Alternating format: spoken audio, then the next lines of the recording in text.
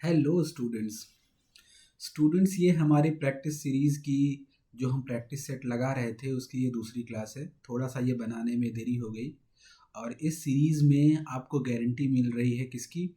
20 में से 20 की।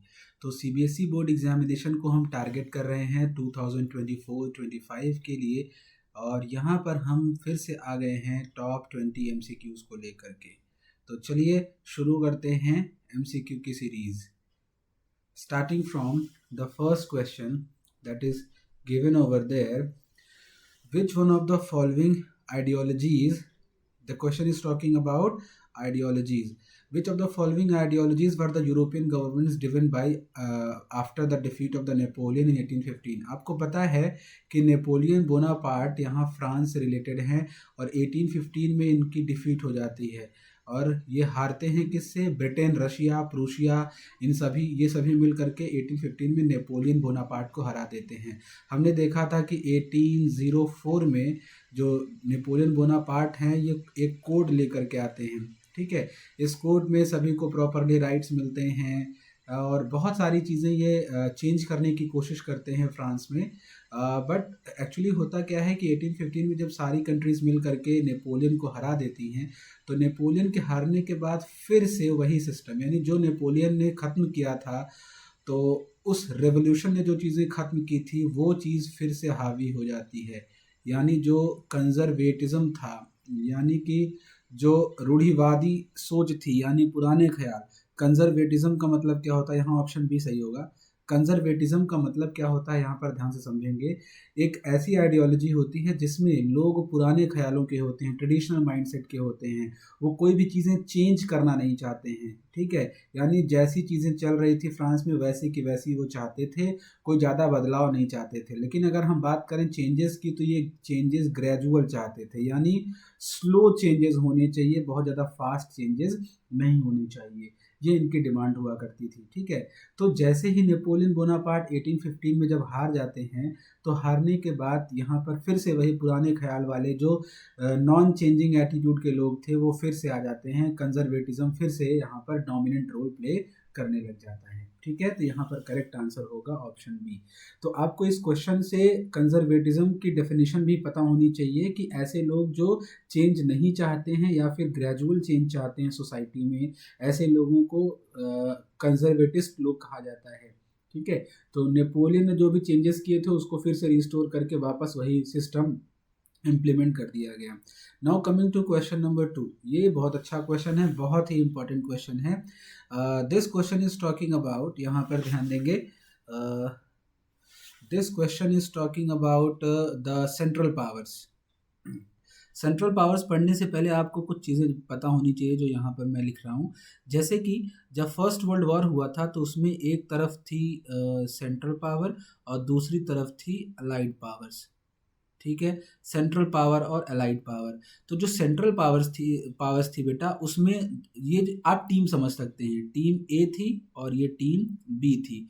टीम ए को कहा गया सेंट्रल पावर्स, टीम बी को कहा गया अलाइड पावर्स, ठीक है। तो जो सेंट्रल पावर्स थी बेटा उसमें जर्मनी इंक्लूडेड था। जर्मनी फर्स्ट वर्ल्ड वॉर हार जाता है ना, तो जर्मनी सेंट्रल पावर में था। उसके बाद ऑस्ट्रिया हंगरी भी था। उसके बाद ऑटोमन टर्की भी था। अलाइड पावर में पूछेंगे कौन कौन था, तो अलाइड पावर में सबसे पहले यूके मान लीजिए, यानी ब्रिटेन को मान लीजिए। उसके बाद फ्रांस भी यहाँ पर इंक्लूड होता है। फ्रांस के बाद यहाँ पर इटली भी होता है दोस्तों, इटली भी यहाँ पर मौजूद रहता है। अब इटली के बाद कहेंगे और कौन कौन होता है सर, तो और होते हैं जैसे कि यूएसए भी इसमें शामिल हो जाता है, ठीक है। सो दे वर द अलाइड पावर्स, और ये मिल करके क्या करते हैं, इन लोगों को बुरी तरह से हरा देते हैं, ठीक है। जर्मनी को तो बहुत बुरी तरह से हराते हैं। तो यहाँ पर पूछा जा रहा है कि फर्स्ट वर्ल्ड वॉर में सेंट्रल पावर से कौन बिलोंग करता था, तो आप देख लीजिए Germany, Austria Hungary and Ottoman Turkey, ये हारने वाले लोग थे बेटा। और जो डेट थी वो थी 1914 से लेकर के 1918, इस ड्यूरेशन में फर्स्ट वर्ल्ड वॉर होती है। और वॉर किसके किसके बीच में होती है? टीम ए यानी सेंट्रल पावर्स और टीम बी यानी अलाइड पावर्स, इन दोनों के बीच में होती है। और इसमें यूके, फ्रांस, इटली और यूएसए ये जीत जाते हैं और जर्मनी, ऑस्ट्रिया हंगरी और ऑटोमन टर्की हार जाते हैं। इतनी इन्फॉर्मेशन आपको इस एमसीक्यू के थ्रू जानना है। Coming to the third question, बहुत ही ईजी क्वेश्चन है, यहाँ पर देखेंगे ये क्वेश्चन कह रहा है which who form the Swaraj party with in the Congress, यानी कांग्रेस के अंदर स्वराज पार्टी कब फॉर्म होती है। तो सबसे पहले डेट याद रख लीजिए, 1923 में ये स्वराज पार्टी बेटा फॉर्म होती है, ठीक है। और जब ये स्वराज पार्टी फॉर्म हुई तो ये किस वजह से फॉर्म होती है, क्योंकि इनको पॉलिटिक्स में इन्वॉल्व होना था ना, इस वजह से इन्होंने एक नई पार्टी फॉर्म की कांग्रेस के अंदर, और इसको फॉर्म किया था मिस्टर C.R. दास ने और चित्तरंजन दास ने और मोतीलाल नेहरू ने, ठीक है। ये दोनों पर्सन इन्वॉल्व थे, यानी यहाँ पर कहाँ पर ऑप्शन दिख रहा है, option D is the right answer, C.R. दास और मोतीलाल नेहरू। ये कहते थे कि जो नॉन कॉपरेशन मूवमेंट में हमने ये कहा है कि हमें पॉलिटिक्स में इन्वॉल्व नहीं होना है, गवर्नमेंट में सपोर्ट नहीं करना है, उनमें इन्वॉल्व नहीं होना है, तो ये गलत है। C.R. दास और मोतीलाल नेहरू कहते हैं कि कांग्रेस का ये तरीका गलत है, हमें क्या करना चाहिए, हमें गवर्नमेंट के अंदर घुस करके और उनकी जो पॉलिसीज़ हैं उसमें उनमें चेंजेस लाने चाहिए। तो इसी चीज़ को इम्प्लीमेंट करने के लिए उन्होंने क्या किया था, 1923 में स्वराज पार्टी को फॉर्म कर दिया था, ठीक है। तो याद रखेंगे यहाँ जवाहरलाल नेहरू नहीं इन्वॉल्व थे, मोतीलाल नेहरू इन्वॉल्व थे 1923 में for the formation of Swaraj party. Coming to the next question ये बहुत अच्छा है। What was the main reason behind the Mahatma Gandhi's decision to take up the Khilafat issue, यानी महात्मा गांधी का मेन जो डिसीजन था खिलाफत इशू को साथ में नॉन कॉपरेशन मूवमेंट चलाने का, यानी महात्मा गांधी ने खिलाफत कॉज को क्यों सपोर्ट किया था। उनकी चालाकी थी, चालाकी क्या थी कि जब खिलाफत कॉज शुरू हुआ था 1918 से 1919 में, आपको ये भी पता होना चाहिए कि खिलाफत कॉज है क्या। खिलाफत एक ऐसा इशू है कि टर्की में ब्रिटिशर्स बहुत ज़्यादा हावी हो रहे थे और वहाँ के खलीफा की पोजीशन को ये हटाना चाह रहे थे। तो मुस्लिम्स हो जाते हैं नाराज़, और जब मुस्लिम्स नाराज़ हो जाते हैं तो इंडिया में मुस्लिम्स ब्रिटिशर्स के अगेंस्ट यहाँ फाइट करना शुरू कर देते हैं। और जब ये ब्रिटिशर्स के अगेंस्ट फाइट करना शुरू कर देते हैं तो उसी समय पर महात्मा गांधी को ये अच्छा मौका लगता है कि अगर हम यहाँ पर मुस्लिम्स का फेवर कर दें तो जो मुस्लिम्स हैं ये मुस्लिम्स भी हमारा फेवर करेंगे और हम ब्रिटिशर्स के खिलाफ एकजुट होकर के लड़ सकते हैं। दैट मीन्स यहाँ पर इस खिलाफत कॉज के पीछे का डिसीजन क्या था कि हम हिंदूज और मुस्लिम्स को यूनाइट कर सकते हैं इस मौके पर। So to bring more unity among the Hindus and Muslims, ये एक अच्छा आंसर हो सकता है, ठीक है। तो option A is the right answer, यानी महात्मा गांधी ने खिलाफत कॉज को क्यों उठाया था, क्योंकि वो चाहते थे हिंदू मुस्लिम एक हो जाएं और हम लोग एकजुट होकर के ब्रिटिशर्स के अगेंस्ट फाइट कर सकें, ठीक है। अब बढ़ते हैं नेक्स्ट क्वेश्चन की तरफ। हमारा नेक्स्ट क्वेश्चन क्या है, next question is talking about yes, this is from geography section. Which one of the following soils which among the following soils develops in an area with high temperature and high rainfall। Temperature भी high रहे, rainfall भी high रहे। हमने पढ़ा था कई बार 9th class में भी सॉइल के चैप्टर में एक चीज़ पढ़ी थी कि एक ऐसा एरिया जहाँ पर हाई टेम्परेचर हो और रेनफॉल भी काफ़ी ज़्यादा हाई हो, वहाँ की सॉइल क्या हो जाएगी, लीच हो जाएगी। लीचिंग का मतलब क्या होता है कि जब सॉइल के सरफेस पर नीचे के सारे मिनरल्स ऊपर आ जाएं तो उसे हम क्या कहते हैं, लीचिंग कहते हैं। जैसे आपने ज़मीन देखी होगी, ज़मीन के अंदर का नमक जो है कभी कभी सरफेस पर आकर के वाइट कलर का सब्सटेंस इकट्ठा हो जाता है जिसे हम नमक समझते हैं, ठीक है। तो वो क्या है, लीचिंग का प्रोसेस है। यानी जब भी ज़्यादा टेम्परेचर और ज़्यादा रेनफॉल की वजह से मिट्टी के अंदर के जो मिनरल्स हैं वो सरफेस पर आ जाते हैं वाइट पाउडर सब्सटेंस में, तो ऐसे प्रोसेस को लीचिंग कहते हैं। और लीचिंग कौन से सॉइल में ज़्यादा होती है, याद रखेंगे लेटराइट सॉइल में सबसे ज़्यादा पाई जाती है लीचिंग, ठीक है। तो याद ये भी रखेंगे कि लेटराइट सॉइल कहाँ मिलती है, जहाँ पर टेम्परेचर ज़्यादा होता है और जहाँ का रेनफॉल ज़्यादा होता है, और लीचिंग के सॉइल में होती है, लेटराइट सॉइल में होती है। नेक्स्ट क्वेश्चन देखते हैं, क्वेश्चन नंबर 6। क्वेश्चन नंबर 6 क्या कह रहा है, two statements are given over there, assertion और रीजन बेस्ड क्वेश्चन है। ये भी इंपॉर्टेंट क्वेश्चन होता है बोर्ड एग्जामिनेशन के पॉइंट ऑफ व्यू से। दोनों स्टेटमेंट्स को ध्यान से पढ़ेंगे। Agriculture and industry move hand in hand, यानी एग्रीकल्चरल सेक्टर और इंडस्ट्रियल सेक्टर दोनों एक साथ चलते हैं, ठीक है। दूसरा स्टेटमेंट क्या है, industrial development is a pre condition for eradication of unemployment and poverty from the country. जाहिर सी बात है कि जब इंडस्ट्रीज डेवलप होंगी बेटा, ज़्यादा से ज़्यादा अगर इंडस्ट्री डेवलप होगी तो उतना ही ज़्यादा अनएम्प्लॉयमेंट को इरेडिकेट किया जा सकता है और पॉवर्टी को ख़त्म किया जा सकता है। ये तो रीज़न सही है। और एग्रीकल्चर और industry move hand in hand, ठीक है। एग्रीकल्चर हमें रॉ मटेरियल प्रोवाइड करता है और ये रॉ मटेरियल कहाँ जाता है, इंडस्ट्रीज में जाता है फॉर मेकिंग वेरियस गुड्स, यानी एग्रीकल्चर और इंडस्ट्री दोनों साथ साथ चलेंगे। अगर एग्रीकल्चर नहीं होगा तो रॉ मटेरियल इंडस्ट्री को कौन प्रोवाइड करेगा, और अगर इंडस्ट्री नहीं होगी तो एग्रीकल्चर का रॉ मटेरियल कहाँ पर यूज होगा, यानी दोनों ही एक साथ चलते हैं, हैंड इन हैंड मूव करते हैं। तो अब दोनों के बीच में ये पता करना है कि क्या दोनों एक दूसरे को सेटिस्फाई कर रहे हैं, तो बीच में आप लगाइए बिकॉज, बिकॉज लगाइए। बिकॉज लगाने के बाद रीड करिए, agriculture and industry move hand in hand because industrial development is a precondition for eradication of unemployment and poverty from the country। जी हाँ, ऊपर भी इंडस्ट्री की बात की गई है, नीचे भी इंडस्ट्रियल डेवलपमेंट की बात की गई है, इसलिए दोनों ही स्टेटमेंट्स क्या हैं बेटा, दोनों ही स्टेटमेंट ट्रू हैं, और जो स्टेटमेंट ए है वो करेक्ट एक्सप्लेनेशन है रीजन आर, ठीक है। रीजन जो है वो करेक्ट एक्सप्लेनेशन है ए का, ठीक है। तो ऑप्शन ए राइट हो जाएगा। इसको एक बार फिर से आप देख लेंगे। नेक्स्ट क्वेश्चन की तरफ आगे बढ़ते हैं। ये ज्योग्राफी का बहुत ही अच्छा क्वेश्चन है, यहाँ पर ध्यान देंगे, बहुत प्यार से समझेंगे। यहाँ पर इस साइड में कुछ आपको पोर्ट्स दिए हुए हैं, बंदरगाह, और इस टाइप पर इस साइड पर आपको बताना है कि किस किस टाइप के पोर्ट्स हैं। Starting from the most favourite Kandla. Kandla जो पोर्ट है इसको बेटा लिखते भी जाएंगे कहाँ पर है, ये गुजरात में है। कांडला पोर्ट कहाँ है, ये गुजरात में है। और ये कब बना था, ये इंडिपेंडेंस के बाद बना था, यानी इसके साथ इसको मैच करेंगे फोर्थ से। क्यों, क्योंकि ये 1950 में बना था कांडला पोर्ट। और कांडला पोर्ट क्यों बनाया गया था, क्योंकि देखिए अगर हम गुजरात के रीजन को देखें मैप ड्रॉ करके, तो यहाँ पर है कांडला पोर्ट, यहाँ पर है, और मुंबई का पोर्ट यहाँ पर है, ठीक है। ये है मुंबई और ये है कांडला पोर्ट, ठीक है। तो कांडला पोर्ट क्यों बनाया गया था, जब मुंबई पोर्ट पर ट्रैफिक बहुत ज़्यादा हो गया, शिप्स का आना जाना बहुत ज़्यादा हो गया, तो इसके लोड को कम करने के लिए कांडला पोर्ट यहाँ पर बना दिया गया था, ताकि काफ़ी सारी शिप्स कांडला आ जाएं, मुंबई जाने की बजाय वहाँ का ट्रैफिक कम हो जाए, ठीक है। तो याद रखेंगे कांडला पोर्ट को डेवलप किया गया था after independence in the year of 1950। अब बात कर लेते हैं मुंबई की। तो मुंबई जो है बेटा, ये मुंबई ये सबसे बड़ा पोर्ट है, सबसे बड़ा पोर्ट है।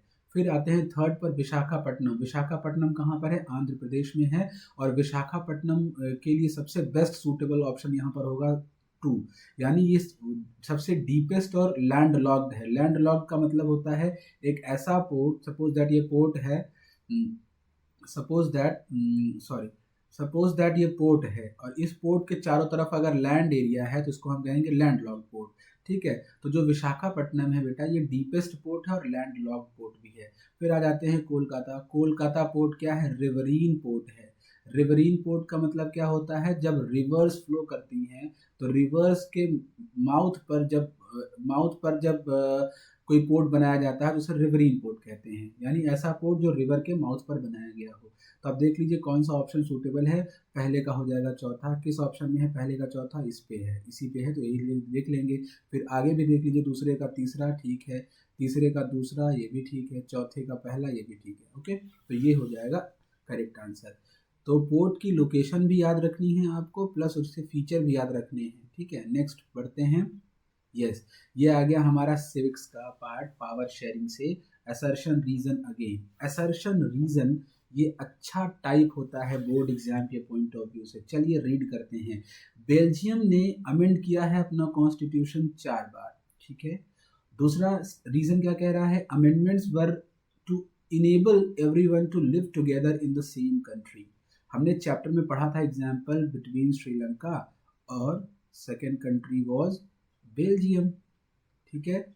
दो कंट्रीज के बीच में हमने कंपैरिजन किया था, और उस कंपैरिजन में हमने देखा था कि बेल्जियम में डाइवर्स पॉपुलेशन रहती थी, ठीक है, और सभी एक साथ मिलजुल कर रह लेते थे। क्यों, क्योंकि वहाँ का जो कॉन्स्टिट्यूशन था वो सभी को इक्वल राइट्स देता था, ठीक है। और इक्वल राइट्स देने के साथ साथ उसमें अमेंडमेंट्स भी हो सकते थे, चेंजेस हो सकते थे। इसलिए बेल्जियम की जो पब्लिक थी वो खुश थी और गवर्नमेंट प्रॉपरली रन करती थी। लेकिन वहीं श्रीलंका में दो कम्युनिटीज़ की बात की थी, सिन्हलास थे और तमिल्स थे। इन दोनों के बीच में हमेशा टसल होती थी, और जो उनका कॉन्स्टिट्यूशन था उस कॉन्स्टिट्यूशन में सिर्फ सिन्हलास को ज़्यादा राइट्स दिए गए थे और तमिल्स को इग्नोर किया गया था। तो तमिल्स यहाँ पर क्या करते हैं, ये अटैक परफॉर्म करते हैं और कंट्री पूरी तरह से डिस्टेबलाइज हो जाती है। यानी इन शॉर्ट हमें ये समझना है कि श्रीलंका का कॉन्स्टिट्यूशन रिजिड था, उसको चेंज नहीं किया जा सकता था। और दूसरा पॉइंट, उसमें सभी लोगों को इक्वल राइट्स नहीं दिए गए थे, सिन्हलाज को इक्वल राइट्स दिए गए थे, लेकिन तमिल्स को कॉन्स्टिट्यूशन के थ्रू कोई राइट नहीं मिले थे। इस वजह से तमिल्स जो है डिससेटिस्फाई होते हैं और रिवोल्ट परफॉर्म करते हैं। लेकिन यहाँ पर जो बेल्जियम है, बेल्जियम में कॉन्स्टिट्यूशन प्रॉपरली फॉर्म होता है और टाइमली वहाँ पर अमेंडमेंट भी होते रहते हैं नीड के अकॉर्डिंग, और सभी को इक्वल राइट्स भी मिले हुए हैं। तो जब सभी को इक्वल राइट्स मिले हुए हैं तो यहाँ पर ये दोनों स्टेटमेंट्स क्या हैं, बेल्जियम ने अपना कॉन्स्टिट्यूशन 4 बार अमेंड किया, बिल्कुल सर ये बात एकदम सही है। और अमेंडमेंट्स जो हुए हैं वो क्यों हुए हैं, to enable everyone to live together in the same country. जी हाँ बिल्कुल, ये जो अमेंडमेंट हुआ है ये क्यों हुआ है, तो दोनों एक दूसरे से कनेक्टेड भी हैं। तो both assertion A and reason R is true and reason is the correct explanation of assertion A. ठीक है, ये अच्छा क्वेश्चन है, दिमाग में रखेंगे। बढ़ते हैं थोड़ा सा और आगे आ जाते हैं यहाँ पर। अब यहाँ पर ध्यान देना है, क्वेश्चन नंबर 9 करने की कोशिश करिए आप लोग। विच one of the following is an example of coming together federation. यहाँ पर इस क्वेश्चन को हमने आप लोगों को पढ़ाया था जब हम स्कूल में थे आप लोगों के साथ। तो coming together federation short form में लिख रहे हैं, और यहाँ पर है होल्डिंग टुगेदर फेडरेशन। सबसे पहले बताइए फेडरेशन क्या होता है। जब आप किसी सेंट्रल पावर को डिफरेंट डिफरेंट पार्ट्स में ब्रेक करके और नीचे की हायरार्की में ट्रांसफ़र करते हैं, यानी पावर को शेयर कर देते हैं, तो ऐसी पावर शेयरिंग को हम फेडरलिज्म कहते हैं। ठीक है, तो दो टाइप की फेडरलिज्म होती है, एक होती है कमिंग टुगेदर फेडरेशन और एक होता है होल्डिंग टुगेदर फेडरेशन। ठीक है, और अब दोनों में डिफरेंस क्या है, सबसे पहले देखिए। मान लीजिए कि बहुत सारे स्टेट्स हैं, स्टेट ए है, स्टेट बी है, स्टेट सी है, स्टेट डी है। ठीक है, अब इन सभी स्टेट्स ने क्या किया, आपस में एग्रीमेंट कर लिया कि हम लोग आपस में एग्रीमेंट करते हैं और एक साथ आकर के एक बड़ा सा देश बना लेते हैं। यानी दोनों चारों लोगों ने मिलकर क्या किया, आपस में एग्रीमेंट किया और एग्रीमेंट करके साथ आने का डिसीजन ले लिया और ये कहा कि अब हम एक देश कहलाने लगे। ठीक है, तो ये सब मिलकर के एक देश हो गए। जब ये एक देश हो गए तो यानी इसमें क्या है कि सभी लोगों ने एग्रीमेंट किया, यानी एक साथ आए हैं। तो कमिंग टुगेदर यानी एक साथ इन लोगों का आना is what, coming together federation. ठीक है, वहीं होल्डिंग टुगेदर फेडरेशन का मतलब क्या होता है कि जब किसी भी रीजन में बिना किसी एग्रीमेंट के कई सारे स्टेट्स आकर के मर्ज हो जाते हैं, लेकिन इसमें ज़्यादा राइट्स स्टेट्स को नहीं मिलते हैं। चलिए, अगर यहाँ पर भी ए और बी सी डी बनाया जाए। अब देखिए, जो यहाँ A B C D states हैं कमिंग टुगेदर फेडरेशन में, इनके पास ज़्यादा पावर रहेगी, लेकिन अगर होल्डिंग टुगेदर फेडरेशन देखा जाए तो स्टेट्स के पास लिमिटेड पावर रहती है। ज़्यादा पावर किसके पास आ जाती है, सेंटर के पास आ जाती है। बात समझ में आ रही है। तो यहाँ कमिंग टुगेदर फेडरेशन का बेस्ट एग्जांपल है यूएस। यूएस में क्या होता है, सभी स्टेट्स एग्रीमेंट करके एक साथ आते हैं और हर स्टेट के पास इक्वल पावर रहती है सेंटर के मुकाबले। ठीक है, लेकिन होल्डिंग टुगेदर जैसे कि इंडिया है, इंडिया क्या है, होल्डिंग टुगेदर फेडरेशन है।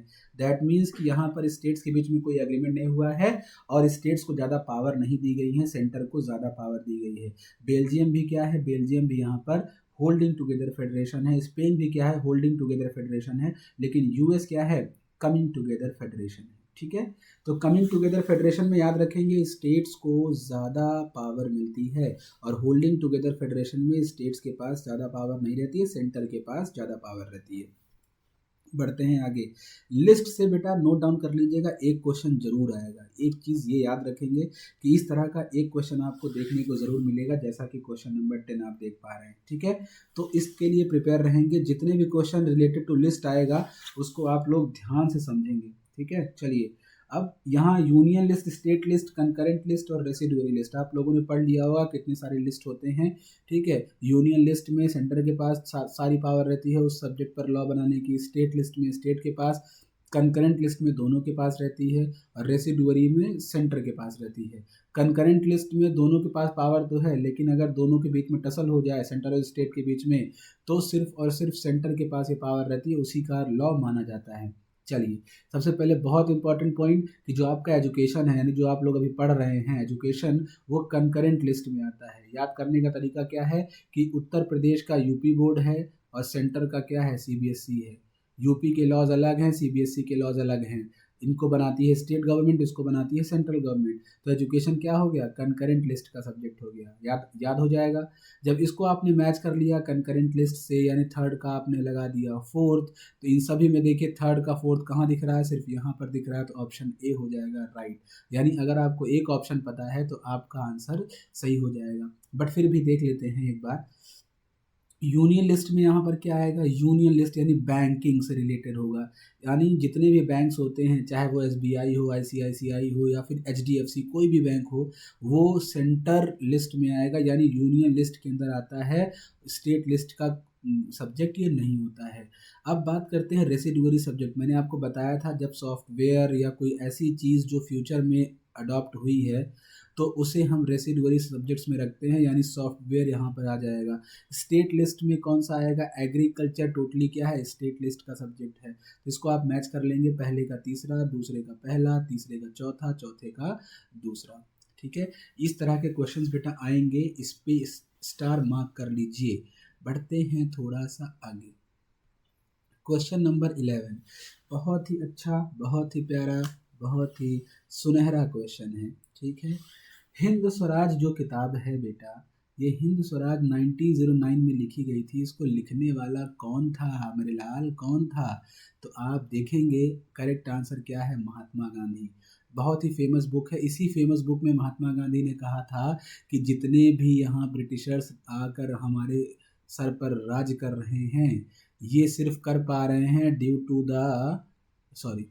To the cooperation of Indian leaders.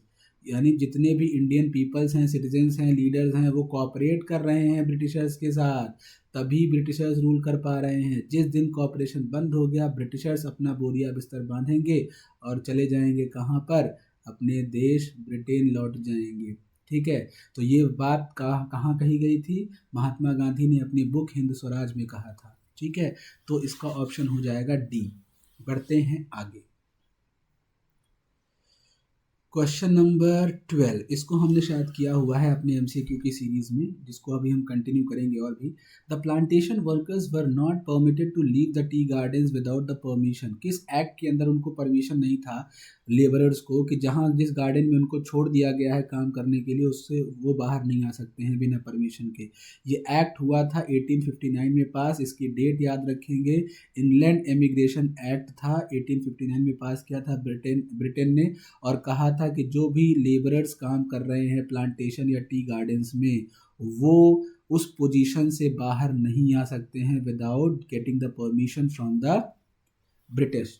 ठीक है, सो ये हो जाएगा ऑप्शन ए सही हो जाएगा। बढ़ते हैं आगे। विच one of the following countries adopted multi party system. ये भी क्वेश्चन अच्छा है, सिविक्स से आया है। कौन सी कंट्री ऐसी है जो मल्टी पार्टी सिस्टम अडॉप्ट करती है? सबसे पहले यूएसए को देखते हैं। यूएसए में क्या है, यूएसए में टू पार्टी सिस्टम है। कौन कौन सी टू पार्टी हैं? एक तरफ हैं डेमोक्रेट्स और दूसरी तरफ हैं रिपब्लिकन्स।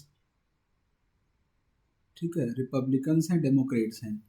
चाइना में क्या है, चाइना में वन पार्टी सिस्टम है, सिर्फ people Republic of China rule करती है। ठीक है, यूके में भी क्या है, टू पार्टी सिस्टम है, सिर्फ टू पार्टी सिस्टम है। ठीक है, लेकिन इंडिया में बहुत सारी पार्टियां हैं, तो मल्टी पार्टी सिस्टम कहाँ है, इंडिया में। तो करेक्ट आंसर हो जाएगा ऑप्शन बी। ठीक है, आप पूछेंगे कि सर यूके में जो दो पार्टीज हैं वो कौन कौन सी हैं, तो दोनों पार्टीज को एक बार लिख लीजिए। जैसे यूएस में है डेमोक्रेट्स और रिपब्लिकन्स, वैसे ही यहाँ पर क्या हैं, कंजर्वेटिव्स हैं। कंजर्वेटिव का मतलब आपको पता ही है, जो पुराने ख्यालों के लोग हैं। और दूसरी पार्टी है लेबर पार्टी। ये दो पार्टीज हैं जो इलेक्शंस फाइट करती हैं, वन बाय वन रूल करती हैं। ठीक है, तो यूके में टू पार्टी सिस्टम है, कंजर्वेटिव और लेबर। यूएस में भी टू पार्टी सिस्टम है, डेमोक्रेट्स एंड रिपब्लिकन्स। चाइना में सिर्फ एक ही पार्टी है, बार बार वही पावर में आती है। लेकिन इंडिया क्या है, मल्टी पार्टी सिस्टम है। ठीक है, बढ़ते हैं आगे, देखते हैं अगला क्वेश्चन अपना। Yes, choose the correct option to fill in the blank for comparing the countries. World bank ना एक इंडेक्स बनाता है और उस इंडेक्स के थ्रू ये कंपेयर करता है वेरियस कंट्रीज को। तो उस कंट्रीज़ को जो कंपेयर किया जाता है वो किस फैक्टर पर कंपेयर करता है वर्ल्ड बैंक, ठीक है, और कौन सा सबसे इम्पोर्टेंट एट्रीब्यूट माना जाता है। तो इन सब में सारे ऑप्शन सही होने चाहिए, क्योंकि कहीं ना कहीं सारे फैक्टर्स डिसाइड करते हैं कि कंट्रीज़ को कैसे कंपेयर किया जाए। लेकिन इनकम यहाँ पर मोस्ट सूटेबल आंसर होगा, लेकिन इनकम भी इनकरेक्ट है। यहाँ पर हम कहेंगे पर कैपिटा इनकम, यानी उस देश में हर एक इंडिविजुअल की कितनी इनकम है, एवरेज इनकम, उसी के बेसिस पर डिसाइड होता है कंपैरिजन, ठीक है। तो इनकम कह सकते हैं, लेकिन करेक्ट आंसर क्या होना चाहिए, per capita income is the best possible measure to compare the countries by the world bank. बढ़ते हैं और थोड़ा सा आगे बढ़ते हैं। क्वेश्चन नंबर 15 देखते हैं, ये अप्लाइड बेस्ड क्वेश्चन है। देखते हैं, स्टडी द गिवन टेबल। आपको टेबल स्टडी करना है, टेबल स्टडी करने के साथ आंसर करना है। कुछ डेटा दिया गया है regarding the India and it's neighbours for 2019। Data क्या है, एक तरफ कंट्री मेंशन्ड है, दूसरी तरफ क्या है, इनका नेशनल इनकम बताया गया है, और लाइफ एक्सपेक्टेंसी एट बर्थ, यानी कौन कितने साल जी रहा है उस देश में, एवरेज और mean years of schooling of people age 25 and above, यानी जो जिनकी एज 25 साल या उससे ज़्यादा है वो कितने साल लगभग स्कूल गए हैं, और एसडीआई रैंकिंग कितनी है, यानी ह्यूमन डेवलपमेंट इंडेक्स। अगर आपको इसकी डेफिनेशन नहीं पता है तो हमारी एक वीडियो चेकआउट करिएगा जो कि चैनल पर डाली हुई है, इसमें सारे की टर्म्स आपको एक्सप्लेन किए गए हैं, ठीक है। तो चलिए, यहाँ पर डेटा जो गिवन है, अब इसमें आप देख लीजिए सबसे आसान क्वेश्चन क्या पूछा जा रहा है, which of the following countries has the highest level of human development index. Human development index सबसे हाईएस्ट, तो आप ये देखिए, अब आप ये सोचेंगे कि 73 ये तो नंबर कम है और पूछा जा रहा है हाईएस्ट, लेकिन याद रखेंगे जब रैंकिंग दी जाती है ना, तो रैंक जिसकी सबसे कम होती है ना, वही सबसे हाईएस्ट पोजीशन पर होता है, ठीक है। अगर इससे आइडिया नहीं लग रहा है आपको तो इससे लगाइए, नेशनल इनकम जिसकी सबसे ज़्यादा हो, तो किस कंट्री की सबसे ज़्यादा है, श्रीलंका की 12,707 रुपये है, यानी यहाँ पर सबसे ज़्यादा है, $760, सॉरी, हाँ। और लाइफ एक्सपेक्टेंसी, यानी अगर कंट्री प्रॉपरली डेवलप हो रही है तो वहाँ के लोग ज़्यादा जिएंगे। सबसे ज़्यादा कौन जी रहा है, देखिए 77 ईयर्स श्रीलंका के लोग जी रहे हैं। सबसे ज़्यादा स्कूल जाने वाले कौन लोग हैं, श्रीलंका के लोग ही हैं, ठीक है। इसीलिए जब तीनों इनका ज़्यादा है तो इनका जो एसडीआई रैंक है वो ज़्यादा बन रहा है, ठीक है। यानी जिसकी रैंक सबसे ज़्यादा कम होती है, डेवलपमेंट वहाँ पर सबसे ज़्यादा होता है, तो यहाँ पर 73 इसकी रैंक है। तो क्वेश्चन पूछा गया highest level of human development index, तो आप आंसर मार्क करेंगे श्रीलंका। और चलते हैं आगे देखते हैं अगला क्वेश्चन, क्वेश्चन नंबर 16। इसको करने की कोशिश करिए। आपके पास कोई नेचुरल प्रोडक्ट है, यानी कि कोई रॉ मटेरियल है, ठीक है। उस रॉ मटेरियल को हम अगर डिफरेंट फॉर्म में चेंज करेंगे इसका, तो फॉर्म चेंज करने के लिए हम कहाँ लाएंगे, किसी इंडस्ट्री में लाएंगे, और जो इंडस्ट्री होती है वो किस सेक्टर में आती है, सेकेंडरी में आती है। तो ये कौन सा प्रोडक्ट हो जाएगा, ये प्रोडक्ट हो जाएगा सेकेंडरी प्रोडक्ट। आसान है, बढ़ते हैं आगे। थोड़ा राइटिंग इग्नोर करिएगा क्योंकि अभी हैबिट नहीं है पेन टैब पर लिखने की, ठीक है। और बढ़ते हैं आगे, क्वेश्चन नंबर 17 को देखते हैं। विच one of the following is a feature of unorganised sector. ये इतने सारे फीचर दिए हैं, इसमें से कौन सा ऐसा फीचर है जो अनऑर्गेनाइज्ड सेक्टर का फीचर है। अगर एम्प्लॉयमेंट रेगुलर है तो वो ऑर्गेनाइज्ड होता है, ठीक है। ये पीपल हैव अश्योर्ड वर्क, अगर वर्क की श्योरिटी है तो भी वो ऑर्गेनाइज्ड होता है, अनऑर्गेनाइज्ड नहीं होता है।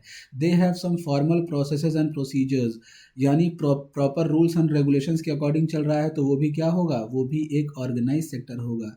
There are the rules and regulation but not followed, unorganised sector के लिए रूल्स एंड रेगुलेशंस हैं लेकिन वो फॉलो नहीं होते हैं, तो ऐसे सेक्टर को हम कहेंगे अनऑर्गेनाइज सेक्टर। तो ऑप्शन डी को ही मार्क करेंगे और आगे बढ़ेंगे, ठीक है। क्वेश्चन नंबर अब आ जाते हैं हम लोग 18 पर। 18 क्वेश्चन नंबर देखिए बहुत ध्यान से। क्वेश्चन नंबर 18 क्या कह रहा है, विच one of the following is the modern form of currency. इसमें से कौन सा ऐसा मॉडर्न फॉर्म है करेंसी का। तो करेंसी हमने आपको बताया था, पेपर नोट्स भी हो सकते हैं और कॉइन्स भी हो सकते हैं। दोनों ही मॉडर्न फॉर्म्स हैं। लेकिन यहाँ कॉइन्स किसके होंगे, यहाँ कॉइन्स मेटल्स के होंगे। यहाँ गोल्ड कॉइन लिखा है, कॉपर कॉइन लिखा जो पहले यूज़ होते थे, सिल्वर कॉइन लिखा है। तो यहाँ पर paper note modern form of currency में आएगा। ठीक है, अगर यहाँ पर कॉइन में लिखा रहता मेटल कॉइन तो मेटल कॉइन भी सही हो सकता था, बट ये जो अदर मेटल्स लिखे हैं ये मेटल्स सही आंसर नहीं होंगे। इसमें बेस्ट पॉसिबल आंसर क्या होगा, paper notes are the modern forms of the currency. ठीक है, लेकिन ये भी याद रखेंगे बेटा कि जो करेंसी वर्ड है ना, करेंसी वर्ड के लिए पेपर नोट भी होता है और कॉइन्स भी होता है। ठीक है, बढ़ते हैं आगे।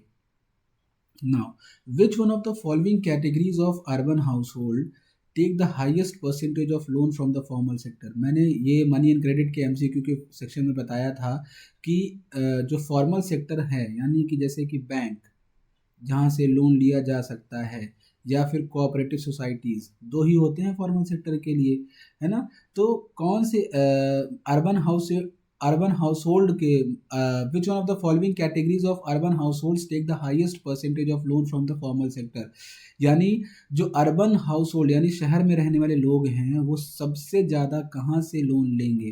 ठीक है, तो याद रखेंगे फॉर्मल सेक्टर से लेंगे। ठीक है, तो फॉर्मल सेक्टर से लेंगे। अगर फॉर्मल सेक्टर से कोई लोन ले रहा है दैट मीन्स कि जो रिचर है वही पर्सन यहाँ इन्वॉल्व होगा, क्योंकि बैंक उन्हीं को लोन देता है जिसके पास ज़्यादा कोलैटरल होता है। ठीक है, इनके पास कोलैटरल की कमी नहीं होती है, ये गिरवी रख सकते हैं कुछ भी, तो इनके पास कमी नहीं है, इसलिए ये सिर्फ और सिर्फ बैंक या फिर कोऑपरेटिव सोसाइटी से ही यहाँ लोन लेते हैं।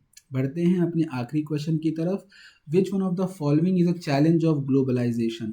ग्लोबलाइजेशन मतलब होता है कंट्री की इकॉनमी को खोल देना और कंट्री की इकॉनमी सभी के लिए एक्सेसिबल बना देना। ठीक है, यहाँ पर लेकिन आपको चैलेंज बताना है, यानी ग्लोबलाइजेशन का नेगेटिव इम्पैक्ट। नई नई मार्केट का एक्सेस मिल जाएगा सर, ये तो पॉजिटिव इम्पैक्ट हुआ। एक्सेस टू न्यू टैलेंट, ये भी क्या हुआ, पॉजिटिव। चैलेंज थोड़ी ना है। इंटरनेशनल रिक्रूटमेंट, अगर आपने अपनी इकॉनमी को वर्ल्ड के लिए ओपन कर दिया है तो फॉरेन कंपनीज भी आएंगी, फॉरेनर्स भी आएंगे वहाँ पर जॉब करने के लिए, तो इंटरनेशनल रिक्रूटमेंट होगी, तो ये भी पॉजिटिव होता है साइन। लेकिन डिसप्रोपोर्शनेट ग्रोथ ये चैलेंज होता है। तो बिल्कुल सही बात है, ग्लोबलाइजेशन की वजह से क्या होता है कि अमीर और अमीर होता चला जाता है, गरीब और गरीब होता है, यानी ग्रोथ क्या है, प्रोपोर्शनेट नहीं होती है, डिसप्रोपोर्शनेट होती है।